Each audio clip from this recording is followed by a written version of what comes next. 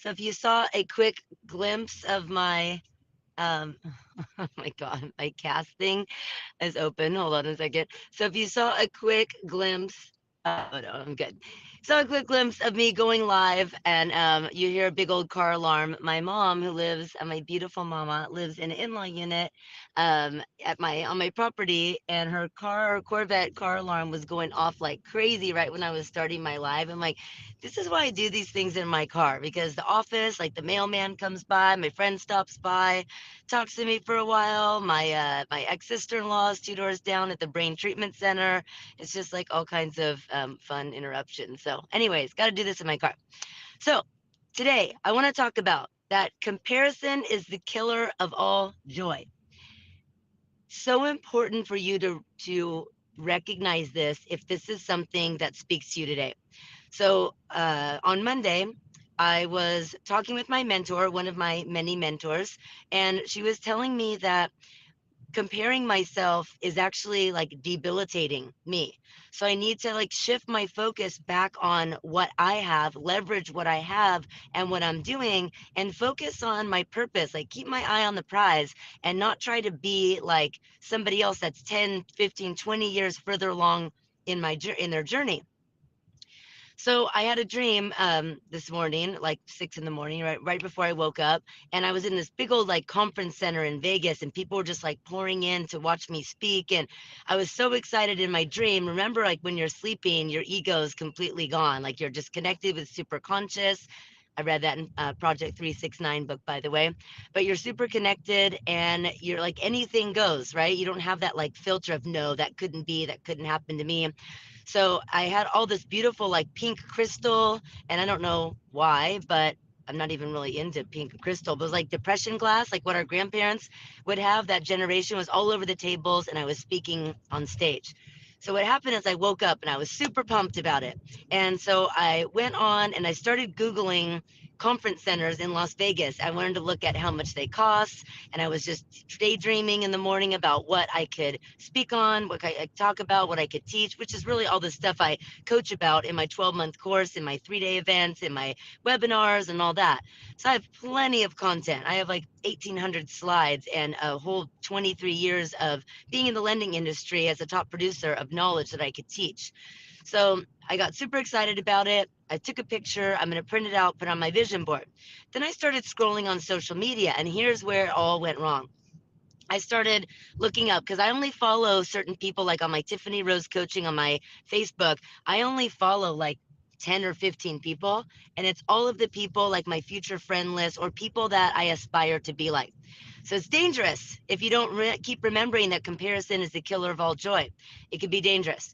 So I went on and I saw Jen Gottlieb, and I love her. She has an amazing book called Be Seen, and it helped me so much. And it really actually helped me know that I'm right on track because I'm doing a lot of those things that she talks about in each chapter, like being your authentic self, being visible, writing down a brag book, like a badass list about all of your wins, all of your successes when you feel that kind of comparison kick in. So I saw her, but she was getting her hair and makeup done and getting ready to speak on stage. And she's a total fitness girl. And she probably works out at like 4 a.m. and gets all ready and speaks on stage to thousands of people and probably like tens of thousands of people a week, it seems like on social media. So I started stressing out about that. So then I looked at GoGo's real estate. And I'm like, oh my God, she has this awesome Mercedes. She spent $1,000 at Target in between getting her nails done. And she did this video about something about spending money, which I loved the message, by the way. If you remind me in the comments, and I'll circle back to that. So then I saw like Rene Rodriguez, and he speaks on stage like a boss. He knows everything that you need to know about your mannerisms, the way you communicate, and being a true leader on stage, and really like one to many marketing that a lot of us should be aware of on how to reach our message to the masses. And I saw Dave Savage, mortgage coach, and he's speaking at a conference and on his social media, and I just started to feel like totally less than. So I woke up from this awesome dream, and then here I am feeling like the comparison kicks in. So when you feel like that happens, I want you to shift your focus. Instead of thinking like, okay, so I'm going to be in the lack energy, I'm going to figure out what I'm missing, how this person's better. They're further along in their journey. They have a whole makeup and hairdressers. Speak on stage to thousands. They already have like a high ticket offer or whatever it is, that they have a perfect brand. You know what they stand for. You know what their message is. You feel like they're walking in their purpose. Instead of focusing on what they're doing, because that's putting you in that lack energy, I want you to focus on what you have right now, your resources that you have right this second, so you can keep fulfilling your purpose and keep exercising your muscle of like using your gifts. So people always get what they have, always. So I want you to look at your goals, your purpose, your gifts, your dreams, you're supporting your big why. And I want you to look at that like it's food on the table. Like you cannot live without it. It's feeding your children, it's feeding your family. So I want you to look at feeding your why the same way as keeping the lights on at your house or keeping food on the table. So when you do that, people always get what they have to have. So when you keep going towards that as if you need to eat, you're going to keep leveraging what you have right now, the resources you have right now. You're going to keep your eye on the prize. You're going to keep in your good feels, celebrating your gratitude every single morning, like talking to yourself in the mirror, saying things like, I love you, Tiffany. You're amazing. Something amazing is going to happen to me today. Thank you, God, for all of the gifts, all of the purpose, everything that I've been given. When you do that and you keep your positive affirmations up and you're always rewiring your subconscious brain for success, it keeps you out of that comparison. It keeps you out of that lack mentality and it keeps you going. It's fuel for you to keep going down the road where maybe you're a little bit fearful. Maybe you're a little bit thinking like, people are going to judge me. People are going to hate on me. Remember, like life can be like a mirror. Your success can be like a mirror to somebody. And Cody Sanchez says it best. When you keep holding up that mirror and somebody keeps looking at their own reflection, not doing that thing that you're doing, they're going to get annoyed. They're going to get sick of it. Maybe they're going to get triggered. Some of the people, when I started coaching, some of the people that I thought would support me the most supported me the least. They like kind of fizzled away. And then other people came out of the woodworks, like people from high school that I didn't even know were watching my stuff, or like, Tiff, you're a boss, you're a badass, like keep going, like drive your car back and forth so you can keep talking more. Right. And I started to feel like that huge amount of support from unexpected people. But one of the quotes that I love is, the competitor to be feared the most is the one that keeps going about his business, not minding what everybody else is doing. So that's how I want you to be. Now, when you look at the people that you aspire to be like, those people that you were wanting to copy or compare yourself to, here's a hack. I want you to look at what problem they're not solving. I want you to look at their mannerisms, the way they speak, like what their social media looks like, and emulate that. Take on some of their characteristics and some of their traits because they're doing the damn thing. They're doing that thing that you want to do, but not looking at them like you want to do that exact thing. Like, oh my God, they have 250,000 followers on Instagram. I have 2,500. It doesn't matter. Like write that on your mirror with some erase marker and put some zeros. Whatever followers you have, put some zeros on it and just say, I have this many followers. So if Renee Rodriguez has 250,000 and I have 2,500, I'm going to write that on my mirror tomorrow morning. I'll take a picture of it and add the zeros to it. So there's nothing wrong with looking at your future friend list, your dream list, the people that you aspire to be like, because you want to learn, like you want to learn from them. You want to aspire to emulate them. And you also want to look at what they're not doing. Because sometimes you possess things that maybe they're a little bit serious and you're a little bit more funny and silly, right? So maybe that's something that you want to do. Like, hey, I love their message. I read that book also, but I want to be more playful with it. I don't want to take myself that seriously. Or, hey, I love that they're speaking on stage. Like, good for them. Send them love and gratitude because they're showing you the way. They're paving the way for you. But maybe you can do that on a Facebook Live, on a meetup.com, on spending some money on some Facebook ads, creating a 12-week course, a 90-day madman cycle kind of course. And you can speak to thousands, which actually without getting on stage and speaking to thousands.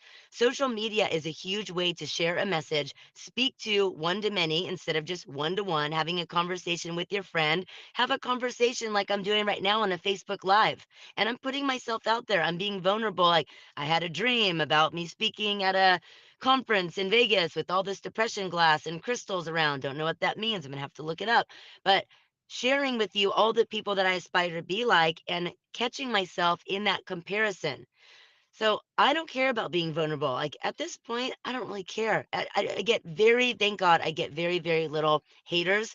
But I'm sure that there's people out there that know me, that went to school with me, that used to work with me, that they're like, what is she doing? What's going up there? Well, guess what? Like, do you want to compare bank accounts? Do you want to care? Do you want to compare the massive amount of impact in the thousands of loan officers that I've taught, the thousands of people that I've been able to reach through me putting my money where my mouth is, putting ad spend behind my Facebook ads, spending, God, I spent like just in the last couple of years alone, 6 figures on Facebook ads, but I've made that back tenfold and I've made massive impact where people are like, Tiff, thank you so much. You've changed my life. You've changed my business. I'm so grateful for you. My business has doubled because of your guidance. Those are the kinds of things why I got into coaching and mentoring and teaching. And I did that because I'm sharing my struggles that I've been through as a lender, how I people please. I had no boundaries. I worked 24/7. I had my moments where I didn't believe in myself, where I compared myself to people that were 10 years further along in their journey. I mean, God, I look at Shayla Gifford's social media, and immediately this morning, she's another one I looked at. I'm like, oh God, this girl, there's like 10 Shaylas. She's on vacation doing a 6 a.m. coaching call, and these people are tagging her. She's speaking on stage, and I'm like, her camera quality is awesome. And I caught myself again comparing. And I'm like, you don't have to do that, Tiff. You are just as good. She's further along in her journey. And I don't mind saying I'm just as good as her, right? Because I need to keep that belief in myself. There's nothing wrong with that. You're not bragging about yourself. If you feel like you don't want to put yourself out there because you're dimming your light because somebody else's light is shining brighter, don't do that. You don't have to dim your light for anybody. So I hope this is helping. I always love hearing things in the comments if this is something that resonates with you. But super, super, super important for you to remember that look at what you have right now. Look at the gifts that you have. Look at the books that you read, the audibles you've listened to, the podcasts, the coaches that you've had. Anything that I said today that resonated with you, where you're like, I can do that. I can teach that. I can. I mean, gosh, when you get in the course creation world, basically, you're mapping out your client journey and you are putting together modules. You're doing some research on like how to put it in Kajabi, like my student portals on Kajabi. You're doing some videos, you're doing the legwork, you're moving those big rocks every day, and you're putting it into a student portal where you're making massive impact and you're helping other people.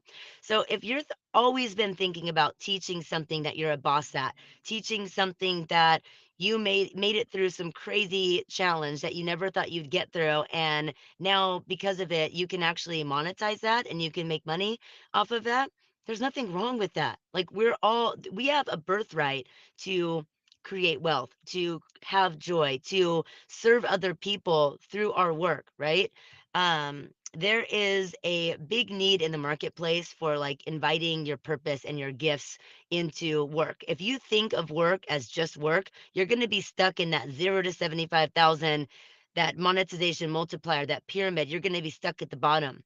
And if you move your way up to like management, you're leading a few people, you have a little bit of reach, a little bit of impact, a little bit of influence. But when you start working your way up to the communicators, where you're doing the legwork, you're doing the hard work, you are putting yourself out there, you're making mistakes, you're putting out cringy content, you're spending money, and maybe you have some failures, but you're failing forward, right?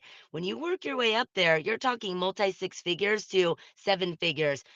2 million, 3 million, 10 million, right? So stop comparing yourself to other people.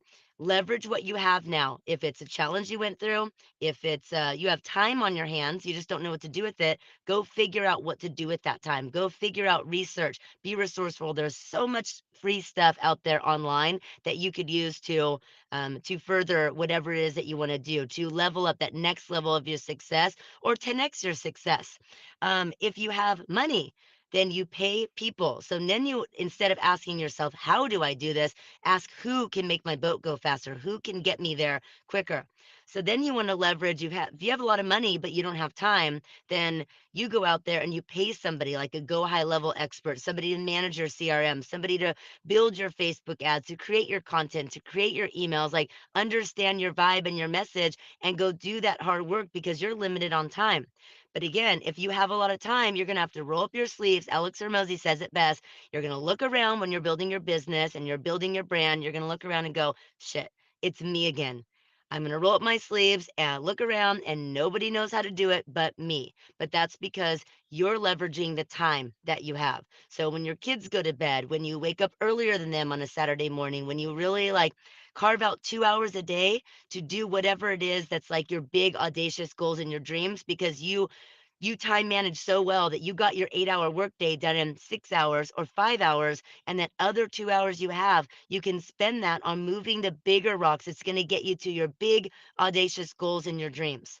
So please remember my words, like comparison is the killer of all joy. Go out there, do that thing that you want to do. If you're a lender, that's who I teach primarily. Mortgage lenders, believe in yourself. Believe that you are the next top producer.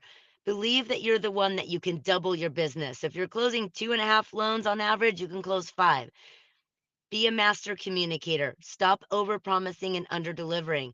Even if it's to yourself, don't overpromise yourself that you're going to get this whole big old to-do list done in a day, and instead you scroll aimlessly on social media, or you don't track that lead, or you don't call that client back, or you don't set expectations and you put yourself in like a big old hole during the day and you're just stuck, right? So whatever it is that you know you need to shift, whether it's comparison, lack of communication. You got to be a better communicator. Go out there and do it. And wherever somebody is further along in their journey, thank them, send them love and gratitude for showing you the way. And they did the hard stuff. Now you just got to follow suit. So thank